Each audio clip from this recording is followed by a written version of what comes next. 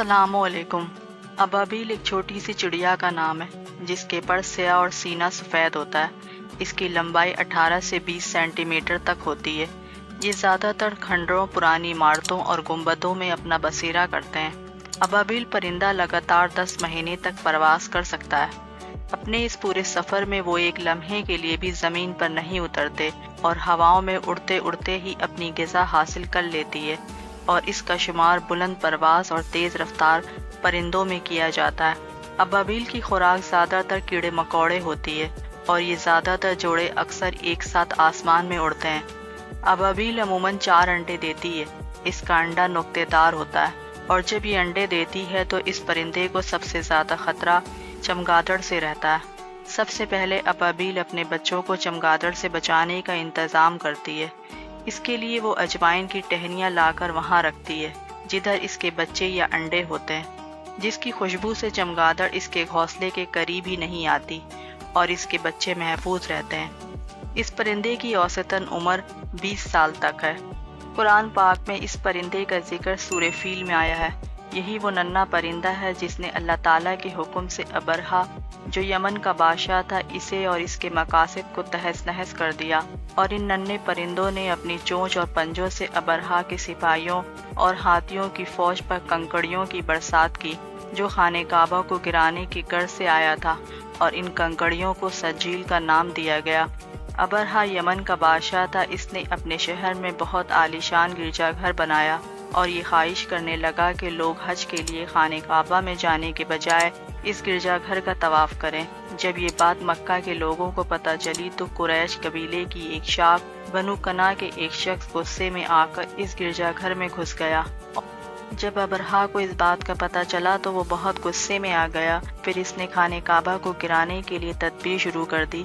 इसने एक लश्कर तैयार किया जिसमें बहुत से हाथी और एक महमूद नामी, जो कि एक बहुत बड़ा कोपैकर हाथी भी साथ था। और फिर अपना ये इरादा लेकर वो अपने लश्कर के साथ खाने काबा की तरफ रवाना हो गया और वो अपनी फौज लेकर मक्का मुकर्रमा पहुंच गया। और इसने अहले मक्का के बहुत से जानवर अपने कब्जे में ले लिए, और जिसमें अब्दुल मुत्तलिब, जो कि नबी सल्लल्लाहु अलैहि वसल्लम के दादा थे और वो अहले मक्का के सरदार और खाने काबा के मतवाली थे, इनके भी काफ़ी जानवर अपने कब्जे में ले लिए।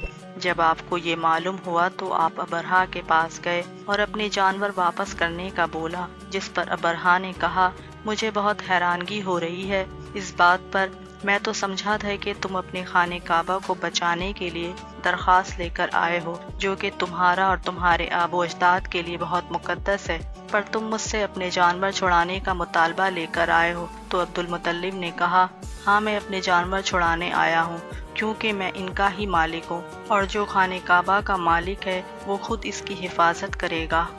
फिर अबरहा ने आपके ऊँट वापस कर दिए। फिर आपने अपने कबीले वाले को इकट्ठा किया और उन्हें पहाड़ पर चढ़ जाने का हुक्म दिया, और तमाम अहले मक्का ने ऐसा ही किया। फिर अब्दुल मुत्तलिब ने अल्लाह ताला से रो रो कर खाने काबा की हिफाजत के लिए दुआ मांगी, और फिर वो भी पहाड़ पर चढ़ गए।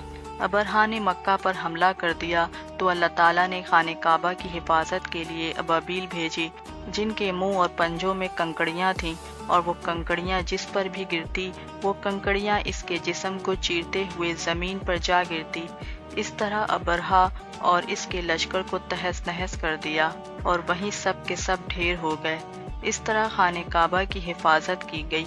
अहले मक्का इस साल को आम फील यानी हाथी वाला साल कहने लगे, और ये वाक़या नबी सल्लल्लाहु अलैहि वसल्लम की वलादत से 50 रोज़ कबल पेश आया।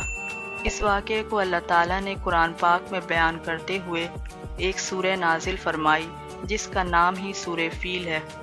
क्या आपने नहीं देखा कि आपके रब ने हाथी वालों के साथ क्या किया? क्या इसने इनके मकरू फरेब को बातिल व नाकाम नहीं कर दिया? और इसने इन पर परिंदों के झुंड भेजे जो उन्हें मट्टी और पत्थर की कंकड़ियां मार रहे थे और उन्हें खाए हुए भूसे की तरह कर दिया।